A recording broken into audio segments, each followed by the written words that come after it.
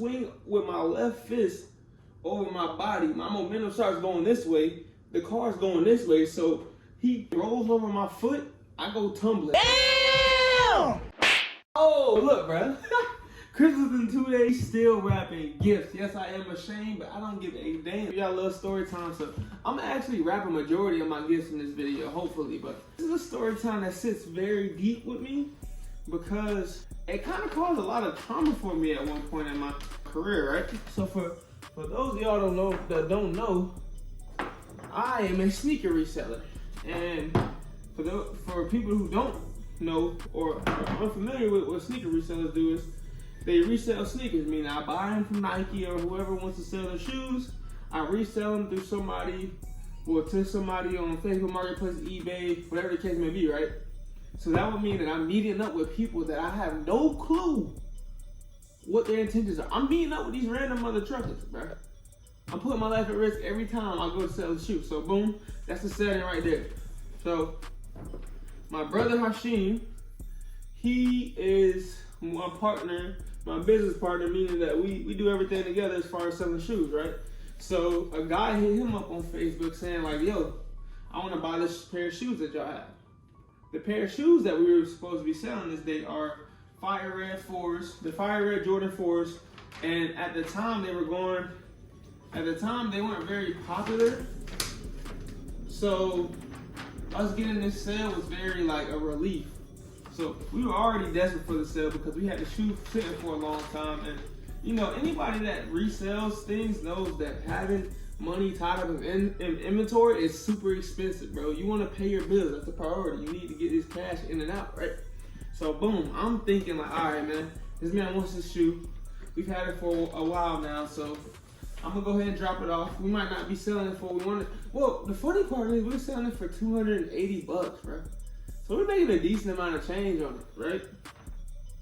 So the guy hits my brother up saying like, yo, I want to buy this shoe. And for those of y'all that don't know, my brother doesn't live in Charlotte. He lives somewhere else, right?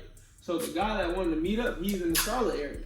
So me thinking, I'm like, all right, cool. I'm gonna get this quick money because at that time I was working at Costco. Costco was my job. Costco was the job that was paying the bills. So if you think about it, if I just said we sell this shoe for like $240 to $280, how much money do you think that is compared to what I'm about to make at Costco in 5 hours? In 5 hours, I'm probably making like, I want to say, let's say 18 an hour. 18 an hour for 5 hours is 18 times 2 is 36. That's 72. That'd be $90 compared to the $240 to $280 that I'm making by this meetup, right? So I mean, it's quick math, bro. You make quicker money. So I mean, it was a no-brainer. I wanted to catch that money before I clocked into my 9 to 5 because I mean, I'm tripling, quadrupling my money. Boom. So here we are. The guy texted my brother on Facebook. My brother texts me like, yo, this guy wants these shoes, da da da da da. And I'm thinking like, all right, bet. I'm gonna go hit this. I'm gonna go sell these shoes right quick before I have to go to work. So I mean, it's easy. It's very simple. The formula was there. Now, when my brother sends me the guys, this is red flag number 1. My brother sends me the guys his Facebook page. He doesn't have he doesn't have an actual profile picture. And what I mean by that is he doesn't show himself. He has a picture of Jesus on that joint. So I'm like, bro, what the fuck? Like, that's already throwing me off. I'm like, all right, bet. That's red flag number 1. Me being hard-headed and thinking like, bro, I've done this so many times, it's not gonna happen to me. I ignore that red flag. So he sends up the meetup location. Now, let me mind you, when I do meetups, it's in public location. If it's not at a gas station, if it's not in the mall, if it's not in front of a well-known store, I'm not meeting up, right? So this guy sends me a location to this apartment complex that's behind Concord Mills area, right? And I'm thinking like, bro, this is hella off. So that's red flag number 2. Man sends me an apartment complex that's behind a public location, which I usually meet at. I meet at a public location. So that's red flag number 2. Okay, so I get the information. I'm like, all right, cool, I can meet there. Yada, yada, yada. It's going off. The red flag is going off in my brain. I'm thinking about it, but I'm like, all right, bet. It's all right, but I'm going to go get this money and we're going to be straight. Red flag number 3. As I'm literally heading to meet up with this dude at the apartment complex, he says, bro, let's actually meet here. And the place that he wants me to meet up at is literally across the street from the other spot. So I'm thinking like, yo, what the freak? Come on, dog. And that's red flag number 3. And mind you, I'm already in my car going to Concord Mills. I'm on a time schedule, so I'm like, bro, I need to go ahead and sell these shoes. I'm rushing, doing this and third, yada, yada, yada. I'm going through all these different type of mental processes, thinking like, all right, yo, this is probably not it, yada. But I ignored them, which you should never do. Always go with your gut. But we get to the spot, we get to the area, and I mean, the apartment complex, it looks good, bro. I'm not gonna lie to y'all. It looks cool. It looks like somewhere that I would stay. It doesn't look like anything sketchy would happen there, so that kind of eased my nerves a little bit. But I was still on edge because, bro, it's just super weird. So when I pull into the parking lot, bro, is literally, okay, so the leasing office is, say this is the leasing office right here. Bruh's sitting in his car right in front of the leasing office. And an Infiniti tinted windows, completely black, 5% on them joints. And I'm like, limousine tint, Infiniti? Are you serious? Okay. Red flag number, what is that, 4? That's red flag number 4. Me being hard-headed, I'm still going up to the meetup. I'm still doing what I'm doing. I'm like, yo, I'm gonna make this quick 240 real quick and then I'm gonna go to work. And it's gonna be good. So I park my car right in front, well, diagonally to his parked car. He's still sitting in his car. So I get out my car, walk up to his car, and then we start talking. Now, hold on. Before y'all even start roasting me, this is in the beginning of my reselling career, so I wasn't really thinking about the possible outcomes. I wasn't really thinking about the fact this man could probably, he probably can rob me at gunpoint at this point, because I wasn't really toting nothing, but that changed, trust me. And if you try this, you will, you know what I'm saying? But I wasn't thinking about the possible outcomes. I was just being greedy about the money. So when I get out my car, walk up to his car, he seems so cool, but bro had a mask on. And the reason why I didn't really think about this as being anything weird is because we were in those COVID days, bro. And you know how people were super weird about those masks during that time.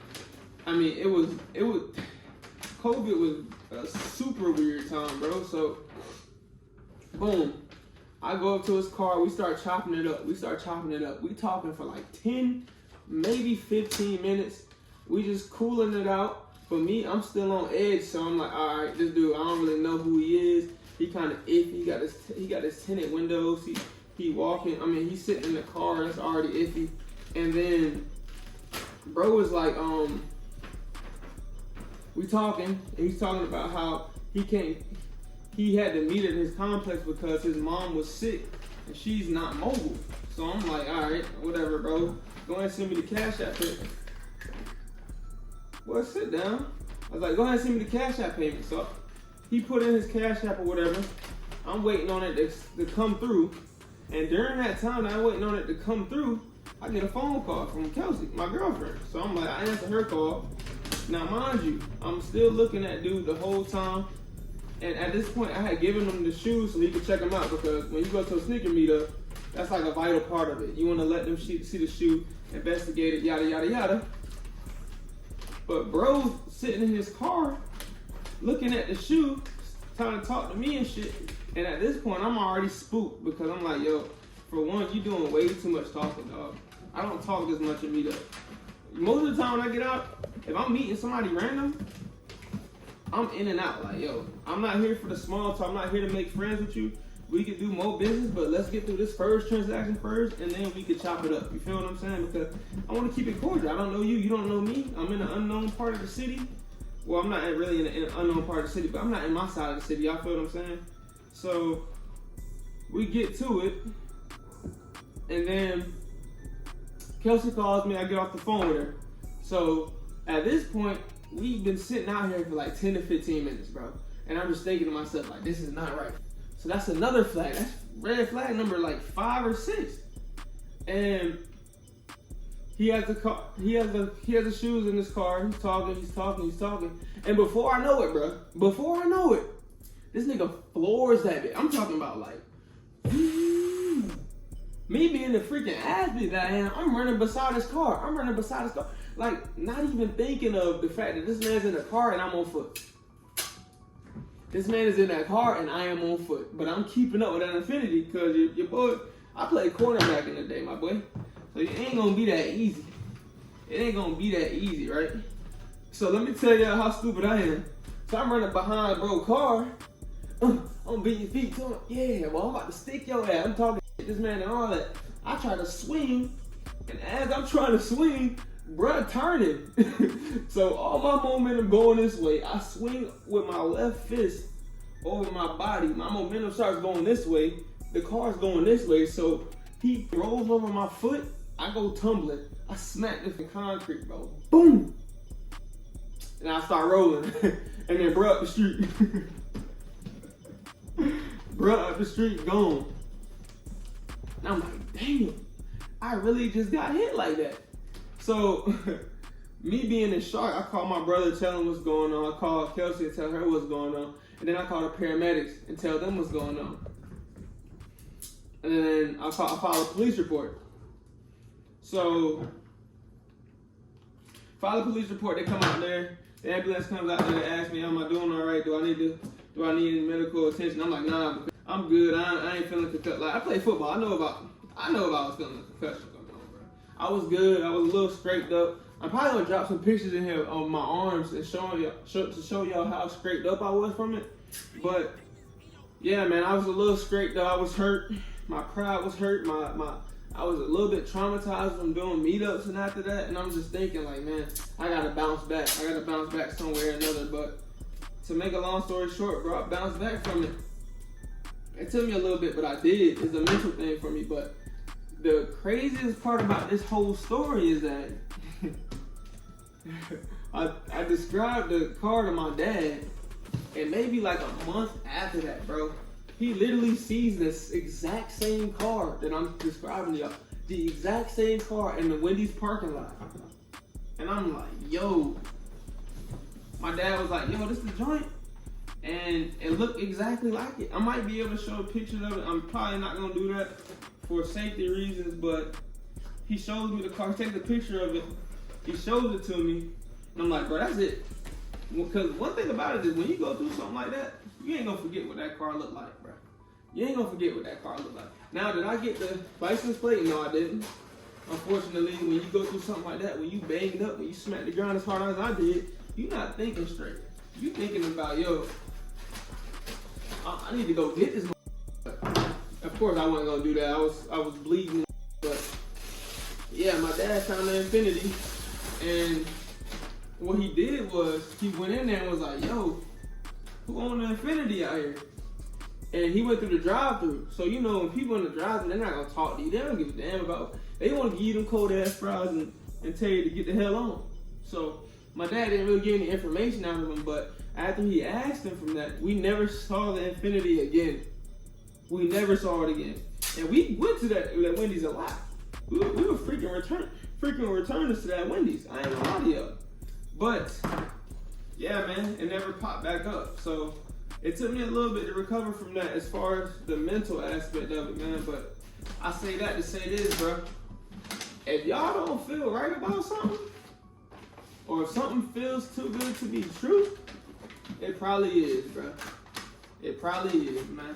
And don't get too greedy to where you blind yourself. Don't get greedy to where you blind yourself from the potential dangers of selling stuff online, because people are crazy, especially around the holidays, especially around Christmas time. This was definitely around the end of. This was around the end of. Around this time, I think about when was this, bro? This is when I moved off of campus to the mill. So I would say this was 2021. 2020. When I look at the pictures, I'll be able to tell y'all for sure. Like the video, like, comment, subscribe. Do those 3 things for me. Remember to love yourself and nobody with y'all. Peace and chicken grease. Oh, you did. A lot of money, so it's hard to understand me. Big bang, so I moved it to Miami.